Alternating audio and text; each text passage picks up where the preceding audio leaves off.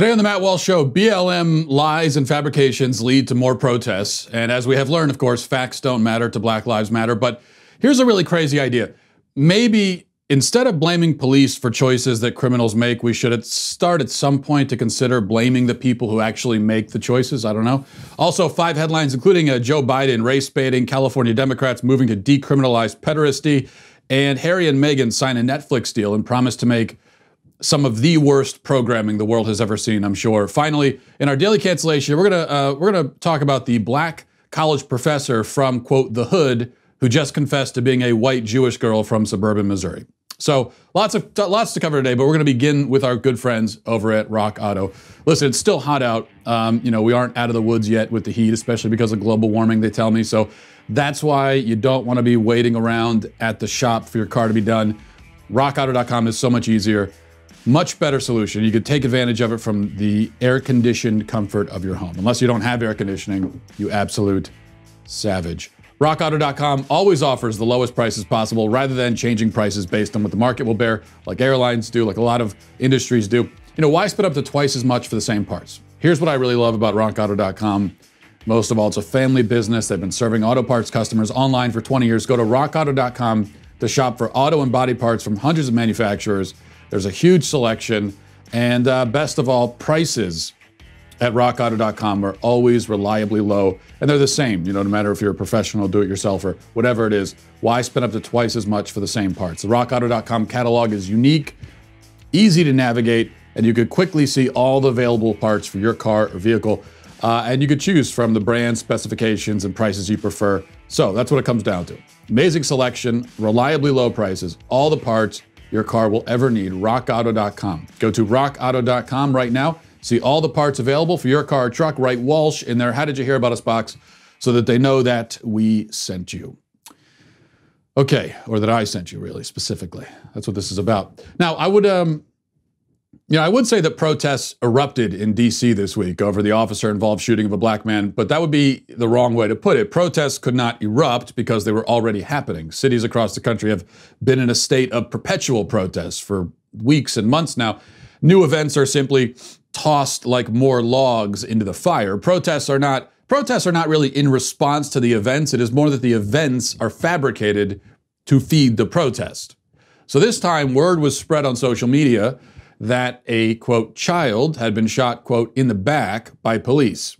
BLM activists took to the streets, ranting and raving about the cold-blooded execution of an innocent kid. Witnesses on the ground, well, not witnesses of the event, but witnesses to other alleged witnesses who supposedly saw it or heard about it or heard from someone who talked to someone who saw it. They said that the, quote, child was also, quote, unarmed.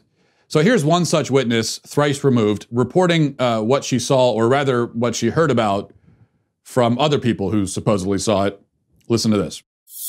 I'm actually servicing a group of students, and we heard shots fired, and we came over to see different police, and we found out a 17-year-old was shot by the police officer. And do we have any details from the community on what happened? One thing is the young man was unarmed.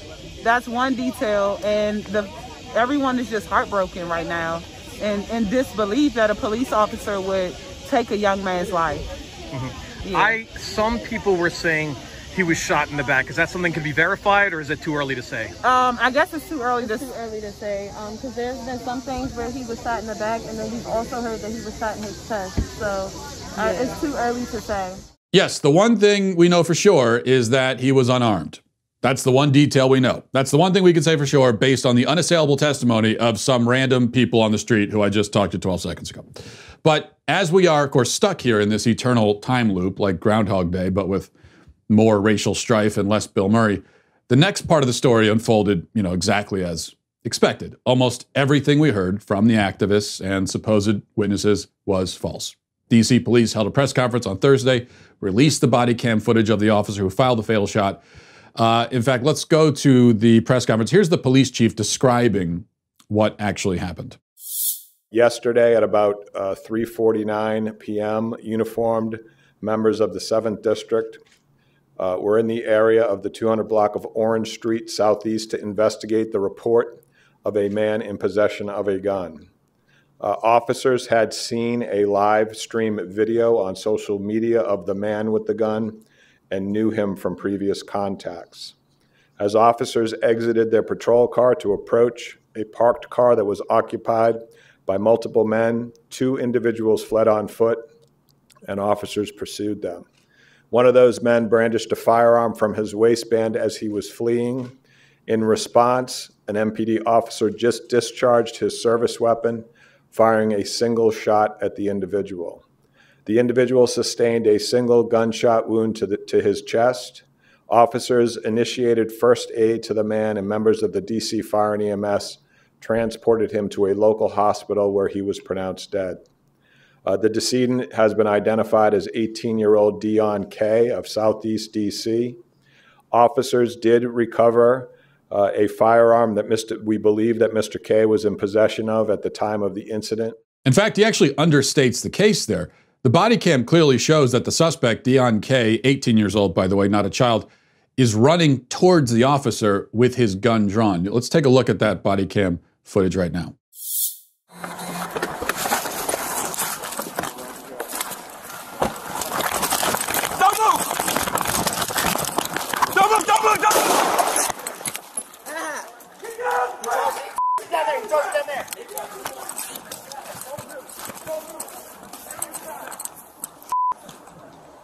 Hey, shots fired, shots fired. Where is it? Where is it? I don't know, I'm looking for the gun, he's up there. I did.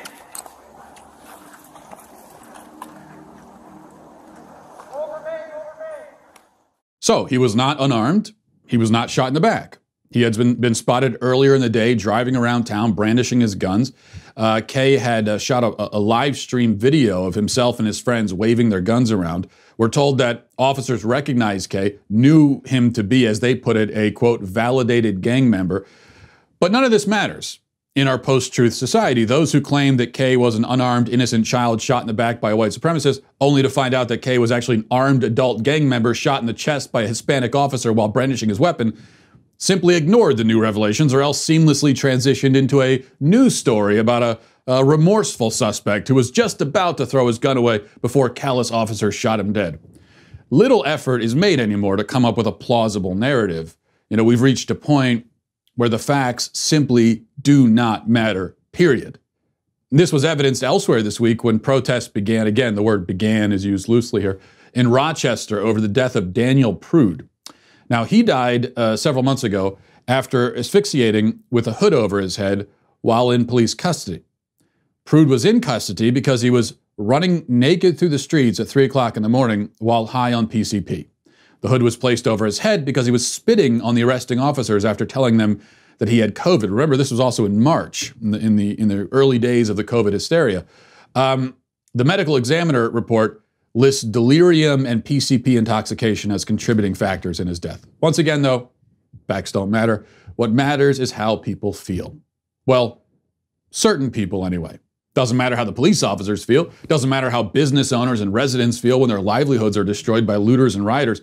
NPR just published an interview with Vicky Osterweil, who's the author of a book called In Defense of Looting. One of the defenses she offered for the looting in the interview, I'm not making this up, is that looting feels good. She says, direct quote, "It provides people with an imaginative sense of freedom and pleasure. It helps them imagine a world that could be." And I think that's part of it that doesn't really get talked about, that riots and looting are experienced as sort of joyous and liberatory. Yes, it isn't talked about because it's insane, Vicky, you psychopath. So the people victimized by looting, their feelings don't matter. That doesn't matter. It also doesn't matter how the past victims of lionized criminals like George Floyd feel, or Jacob Blake, how their victims feel when they see their tormentors and abusers hailed as civil rights martyrs. As it turns out, feelings matter about as much as facts. All that really counts is the far left ideological agenda. Feelings and facts are weighted according to their usefulness to that agenda. And I actually think this is an important point to emphasize, because if somebody valued feelings over facts, they'd be wrong and irrational, but if they used that scale consistently and applied it to everyone, we'd have to at least admit that they're empathetic, which is a positive trait. Empathetic to the point of madness, I grant you, but empathetic nonetheless. Yet when you look at BLM militants or rioters or looters, do you see empathy? Do you see any great concern for the feelings of others? When you look at Antifa, is that what you see? No. They are not only dismissive of facts, but also dismissive of the impact their actions have on others. If they care about feelings at all, it is only their own feelings, nobody else's. Now, in a world where meaningful reflection is possible, it would be worthwhile to step us to the side here and consider why events like the Deon Kay shooting actually happen. So, pretending for a moment that we live in such a world, let me suggest that these events have very little to do with police officers.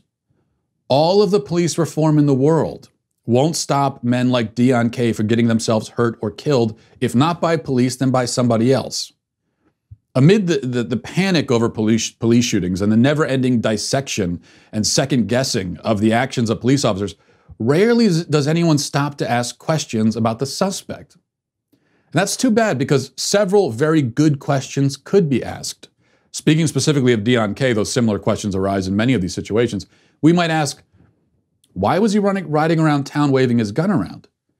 Why did he advertise his crimes on a public forum for all to see? Why did he run when the police arrived? Why did he draw his gun? If he had made different choices anywhere along that chain, he'd still be alive today. If the police did anything wrong, which they didn't, it would be in their reaction to the bad choices of Deon Kay. With extremely rare exception, this is almost always the case in police shootings. Even the bad ones are, in nearly every case, a bad reaction to a bad choice by the other guy. Yet we're never supposed to question those choices, the first choices, the other guy's choices. We're supposed to start our investigation further down the line.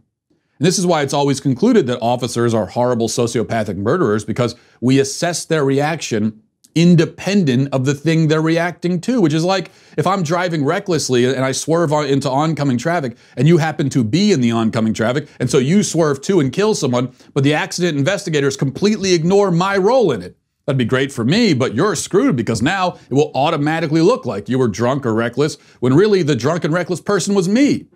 And even if you were drunk and reckless, making the whole thing much worse than it had to be, it still wouldn't be fair to arbitrarily absolve me of all blame and act like I had nothing to do with it. And it's even more important in cases like this to try and uncover the reasons behind Deon Kay's behavior, because there are a lot of Deon Kays in D.C. and every other major city in America.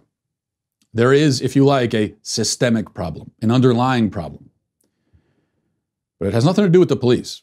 And the symptoms of this problem are well known: crime, violence, murder, drugs, all these things that plague these communities.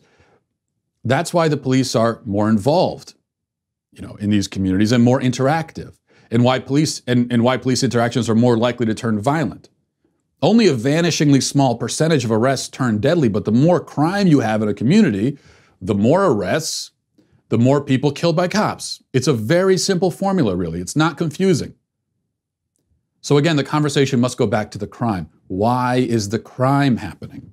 If you have an 18-year-old guy running around town, brandishing guns, live streaming it on Instagram, pretending like real life is a rap video, then he draws his gun on police and gets shot, it is just the height of absurdity to suggest that the problem is the police and not the culture and upbringing that led him to make those choices. Now, I don't know Deon Kay's specific family situation. I think I could make a pretty educated guess, but what I can say is that for many guys like Deon Kay, they grow up without fathers in the home. They are missing a strong male role model, someone to show them what to do with all of that masculine energy and aggressiveness, someone to direct them towards healthy outlets for the innate need they have to be seen as tough and strong and intimidating. A desire that all boys have, a desire that should not be suppressed, but rather directed. If it's not directed, or perhaps harnessed is a better word, that's when very bad things happen. So, in these crime-ridden communities in the city, if a boy has no male role model, no one to direct and harness his masculine energy, he will end up looking in two places for that direction. One, to his peers, who are just as lost as he is, and two, to the media, pop culture, especially rap music. In those Instagram videos, Deon Kay is literally acting out rap music while listening to it. He is imitating it in real time. And that's unfortunate because the music explicitly glorifies drugs, violence, and criminality. What happens then when a kid with no father, no male role model, pumps those kinds of messages into his ears all day, every day, all throughout his formative years, and lives in an environment that, in all the wrong ways, mirrors those same messages? Well, we see what happens. Baltimore happens, Chicago happens, DC happens. But we aren't supposed to talk about the culture, the upbringing, or lack thereof. No, when a kid has no father figure, no male role models, and his mind spends all of its formative years marinating in messaging that expressly glorifies suicidal criminal behavior, and then he actually goes and commits suicidal criminal behavior, the issue is the police somehow. Just the police. It's not a problem of culture. It's not a problem of bad upbringing. It's not a problem of bad choices. Nothing and no one else is to blame but the police. A man can make 100 bad choices in a day, all leading to the final bad choice of drawing a gun on a cop, and somehow the cop is to blame for everything, all of it, the whole chain of events? Nobody else. Nothing else. Nothing else to see here, folks. Just the police. That's the only thing to talk about. Right. No, that's not the only thing to talk about. There's a lot more to talk about, and I think it's time we start talking about it. Let's get to 5 headlines.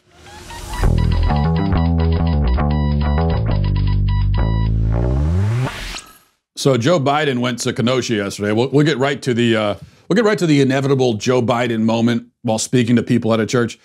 He got away from race baiting and throwing police under the bus for a moment to talk about taxes for some reason, but then he stopped himself, and this happened.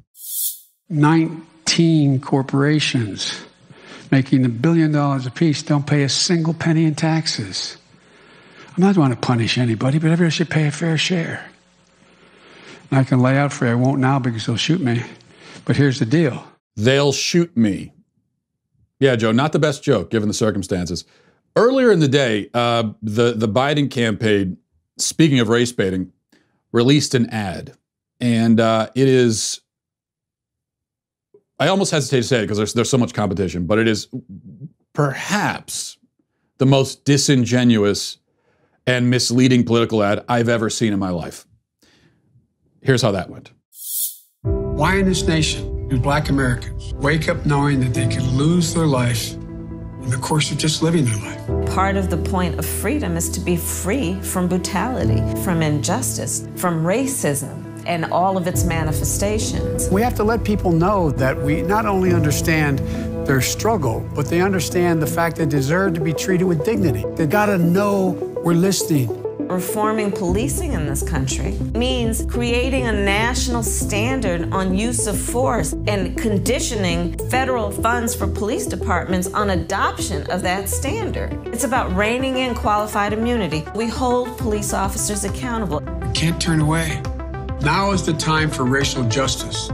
I believe with every fiber in my being, we have such an opportunity now to change people's lives for the better. It's about who we are, what we believe, and maybe most importantly, who we want to be. Now is the time for racial justice, he says, at the age of 78. After spending like 5 decades in public service, now is the time? It wasn't before, Joe? You're just deciding right now is the time? I mean, you've just now decided that white supremacist police officers are out murdering black people in droves, and we should stop them? Did you not want to stop them before? Or did you only recently decide that this problem existed? If so, what made you decide that, Joe? I could ask the same question about when you exactly decided that women can have penises and men can get pregnant, because that apparently you believe now also. That seems to be a rather new point of view and a kind of a strange point of view for a person to adopt in their 70s. Biden lived his whole life, then got to the age of like 75. Suddenly he woke up in a world where racist cops are murdering black people and men are running around having babies. He never mentioned anything about any of this before. Now, all of a sudden, though, he's talking about it. This has got to be the weirdest flip-flop in American history, and the media never asks him about it. He's never asked to justify it. Never. They never say, hey, Joe, when did these hallucinations begin? Also in the ad, Joe asks, Why in this nation do black Americans wake up knowing that they could lose their life in the course of just living their life? What? That's the case for all Americans and all people. Everyone eventually loses their life in the course of living their life. When else are you going to lose it? Are you going to lose your life after you've already lost it? Are you going to lose your life while not in the course of living it? Makes no sense. But of course, what he means to imply is that racist cops are prowling the streets, executing black people en masse. That's what he means to say there. That's what he's getting at. And again, we go back to, when did Joe Biden develop these paranoid delusions? He never mentioned it before. Now it's a thing. Because, of course, these claims about racist, black people have to live in fear because racist white people are out hunting and killing them, completely disconnected from reality. There is no evidence of any kind, period, to support it. Joe Biden knows that, though. But, if he has to inflame racial tensions and, all of that in order to grasp onto power so he can live the last few years of his barely sentient life at this point, having the power that he's thirsted for his whole life, then he's fine. He'll do that. He'll help just destroy the country on his way out the door. Great guy, that Joe Biden. What a decent man that Joe Biden is. Such a decent man. Number two, speaking of decent men, Michael Reinoehl, the man who murdered the Trump supporter in Portland, was shot dead by law enforcement yesterday while they tried to arrest him. The U.S. Marshals say that he pulled a gun while they were trying to apprehend him, and he was killed. And now I say this in all sincerity. I really am curious to see if Reinoehl is the first white man killed by law enforcement that BLM decides to get outraged about. I really don't know. I have no idea. It's kind of 50-50. If they, not that there's any reason to be outraged by it, but that hasn't generally stopped BLM in the past. So I'm just curious if they'll break their policy of ignoring white death entirely for Reinoehl. I guess we'll see. All right, now to the Daily Wire has the report. As I pull it up, here it is. The California State Senate passed a controversial reform to its sex offender registry Monday that would allow a young adult who has gay sex with a minor to escape registering, in some cases, for the sex offender registry, based on a judge's discretion. SB 145 finally passed the 40-member state Senate by a vote of 23-10 after being introduced by California State Senator Scott Wiener. Wiener argued that the current law discriminates against LGBT youth because, as the Chronicle explained, under current law, a judge could decide whether to place a man who has vaginal intercourse with an underage teenage girl on the sex offender registry based on the facts of the case. But if anal or oral sex or vaginal penetration with anything other than a penis is involved, the adult must register as a sex offender. Under SB 145, if a young adult has gay sex with a minor 14 or older who is less than 10 years younger, a judge will have the discretion whether to place the individual on the sex offender registry. Okay, and as you heard there, the justification being given for this is that in some cases, when a heterosexual man vaginally rapes a child, they are not put on the sex offender registry, and so as Wiener is arguing here, the same should go for gay men. I really don't think I need to spend time explaining the problem with this logic. But I spend most of my show explaining logic that probably doesn't need to be explained, so we'll do it here too. The obvious problem here is if you're going to pass a bill to address this disparity, the bill should be one that ensures that men who vaginally rape children go to jail and are treated more harshly than they are. That's the problem. Okay? That's what we need to address. If in California there could be cases where a 24, because this is the implications, you could have a 24-year-old man raping a 14-year-old child, and they might not go on the sex offender registry for that. That's the way the law is set up. At least if it's vaginal rape, man-woman vaginal rape, or man-child, I should say. Okay, well, yes, I agree. Let's pass a law about that, but let's pass a law that does away with that insanity. and ensures that a man who does that goes to prison. How about, I don't know, forever? You know, at a minimum? I could think of harsher penalties also that we could consider. But no, what the Democrats are saying is, no, let's make it even. What they're saying is, if this kind of child rape is legal, then this kind of child rape over here should also be legal. What kind of degenerate lunacy is that? And this guy has, you know, he's going around in the media complaining and making a martyr of himself because all the death threats he's getting. Of course, death threats are bad. Nobody supports death threats. But if people are angry at him, it's because he's trying to decriminalize certain forms of child rape. And the argument he's making in favor of it is that, well, that kind is legal. Disgusting, ridiculous, repulsive, but that's the Democrat Party for you. That's the Democrat Party, not just in California, but everywhere. All right, let's move on. Number 4. I actually forgot number 4. I have number 4 written down here for my 5 headlines, and I never wrote a number 4. This is a professional operation. So we're going to skip right over number 4. Maybe we could talk. Maybe number 4 was going to be. Maybe number 4 was going to be the Atlantic story about Donald Trump. You've probably heard by now, where they're claiming, unnamed sources claiming that Donald Trump was insulting, wounded veterans and calling them losers, and he didn't want to visit a grave of a veteran cemetery because he said they're losers because they died. All unnamed sources, no one on the record, and it's. If something like that actually happened and he actually said that, and you're in the administration or you heard it, then you go on the record and tell your story. The unnamed sources thing, no. And by the way, at least 5 named sources have come out and denied this and said, so you've got all the named sources are saying it didn't happen. Only the unnamed sources are saying it did. So you decide how to interpret that, but I'll tell you how to interpret it. It's BS. Okay, number 5, Prince Harry and Meghan have signed apparently a mega Netflix deal. They're going to be producing a whole bunch of documentaries and other shows, most of the content about themselves, presumably. I'm just wondering, who would want to watch this? I don't know. Aren't these two of the most boring people on earth? And I say this, I'm sincerely perplexed here. Why would anyone care what they're doing with their lives? Who wants to hear from these two? Could there be anything less interesting than the story of 2 rich people who don't have jobs?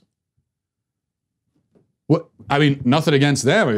If I could have a life like that, I'd take it. But I'm not going to pretend that my life is interesting.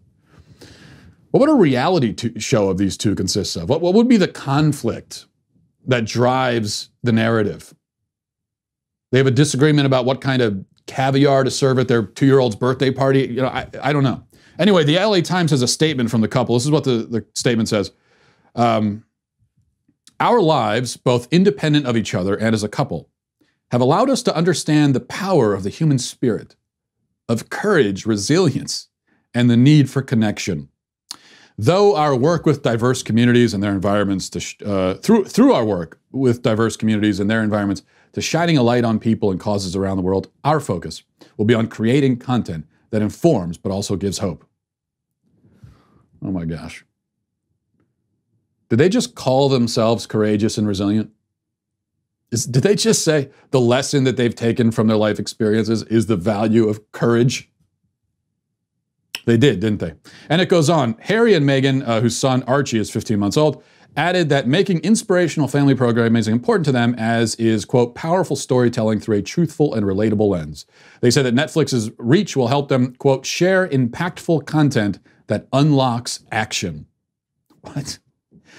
They're also committed to amplifying diverse voices in front of and behind the camera, as well as diverse hiring practices for roles they're filling at their production company. I'm going to be sick. I would honestly rather be skinned alive and thrown into a fire filled with snakes, burning snakes with hepatitis. I would rather that than spend 5 seconds watching anything these two produce. But congrats to them on their Netflix deal. I'm sure it'll be great. Let's get to our daily cancellation. For our daily cancellation, let's consider the story of a woman named Jessica Krug. It's a story that throws a great many leftist narratives into chaos all at once. And I, for one, am enjoying the spectacle. So Jessica Krug is a professor of African and Latin American studies. She's an author and teacher and activist. She's written and spoken over the years about her Black identity. She wrote a book called Fugitive Modernities, which I'm pleased to inform you is available in hardcover on Amazon for only $84. In her bio, apparently, she describes herself as an unrepentant and unreformed child of the hood. The only problem is that the hood was a suburb in Missouri, it turns out, and when she called herself African and Black all those years, what she really meant to say is that she's white and Jewish. Krug published a lengthy confession on Medium yesterday titled The Truth and the Anti-Black Violence of My Lies. And here's what she says. To an escalating degree over my adult life, I have eschewed my lived experience as a white Jewish child in suburban Kansas under various assumed identities within Blackness that I had no right to claim. First, North African Blackness, then U.S.-rooted Blackness, then Caribbean-rooted Bronx Blackness. So she really covered the gamut here. I have not only claimed these identities as my own when I had absolutely no right to do so, when doing so is the very epitome of violence, of thievery and appropriation, of the myriad ways in which non-Black people continue to use and abuse Black identities and cultures, but I have formed intimate relationships with loving, compassionate people who have trusted and cared for me when I have deserved neither trust nor caring. People have fought together with me and have fought for me, and my continued appropriation of a Black Caribbean identity is not only in the starkest terms wrong, unethical, immoral, anti-Black, colonial, but it means that every step I've taken has gaslighted those whom I love. Okay, so you see how she tries subtly to get the rest of white people to share the blame with her. She says that what she's done is the epitome of the myriad ways in which non-Black people use Black identities. First of all, speak for yourself there, Jessica. Don't try to drag the rest of us into this. It reminds me of the men who are caught up in the Me Too net, you know, the actual guilty ones anyway, all 3 or 4 of them, and how they would always try to spread the blame around, you know, and say things like, well, I'm realizing now that there's a problem with how men treat women. No, Chief, there's a problem with how you treat them. Inviting a woman up for a meeting in your hotel room and coming to the door naked except for an open bathrobe, that's a you problem. That's a you move, okay? Most of us have never done that or even considered doing it. So don't try to implicate the rest of us. And it's the same thing here with Krug.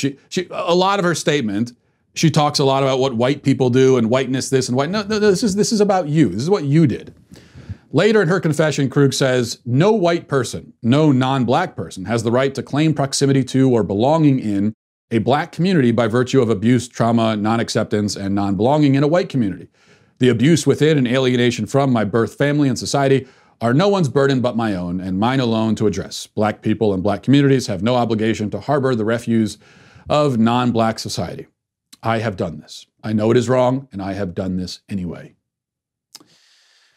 Yeah, you read this and you do feel sorry for her while reading it, because this is a woman driven completely mad by left-wing identity politics. She's been driven into lunacy by it. And obviously, though she tries to spread the blame around unfairly, it is true that she's not the first white person to pretend to be Black. Rachel Dolezal is the obvious other example, Shaun King, and then related examples too, like Elizabeth Warren pretending to be Native American. Then also, according to the left anyway, there's a far more wide-ranging problem. There's the ever-present threat of cultural appropriation, right? And this threat is why centuries must stand around the gates of Blackness to prevent the enemy called whiteness from infiltrating under the cover of night and stealing, you know, a hairstyle or whatever. If a white woman is caught in dreadlocks, the trumpet is sounded. She's stolen the hairstyle. It's been stolen. As if when a white person steals a hairstyle, it means that a non-white person is going to wake up in the morning bald, wondering who took their hairstyle, which doesn't make sense. But regardless, cultural appropriation, we're told, is a serious problem. And that raises a question.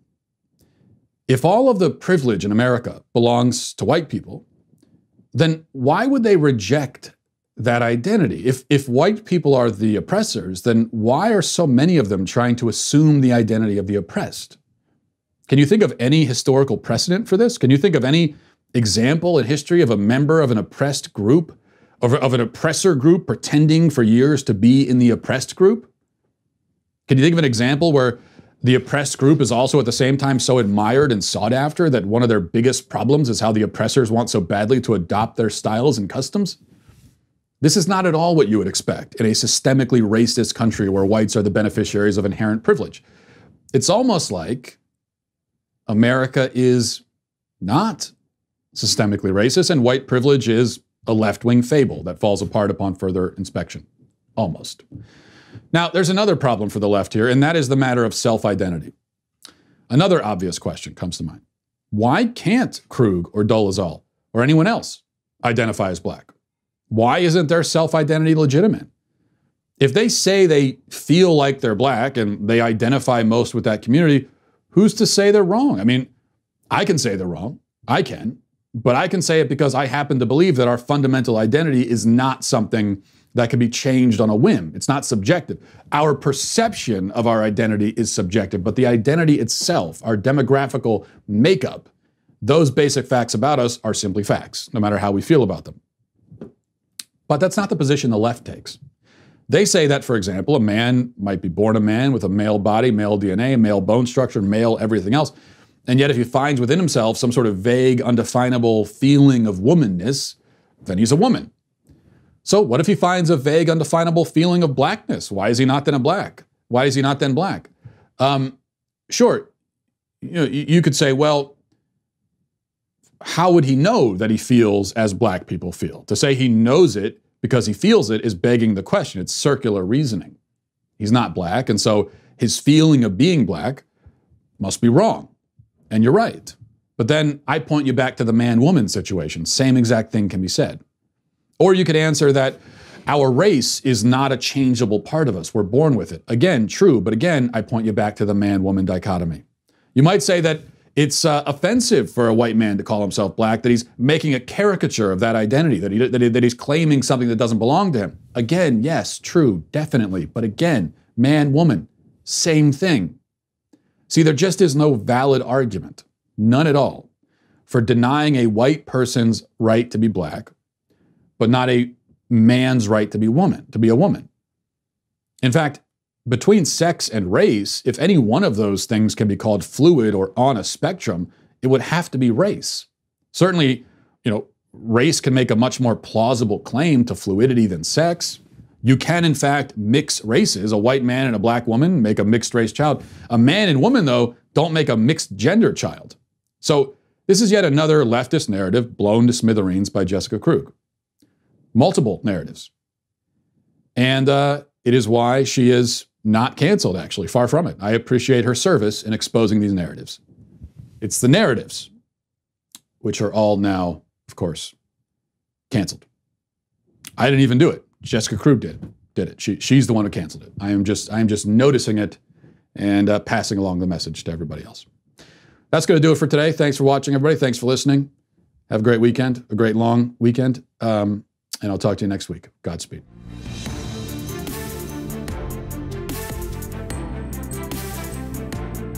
The Matt Walsh Show is produced by Sean Hampton, executive producer Jeremy Boring. Our supervising producers are Mathis Glover and Robert Sterling. Our technical producer is Austin Stevens, edited by Danny D'Amico, and our audio is mixed by Robin Fenderson. The Matt Walsh Show is a Daily Wire production, copyright Daily Wire 2020. If you prefer facts over feelings, aren't offended by the brutal truth, and you can still laugh at the insanity filling our national news cycle, well, tune in to The Ben Shapiro Show. We'll get a whole lot of that and much more. See you there.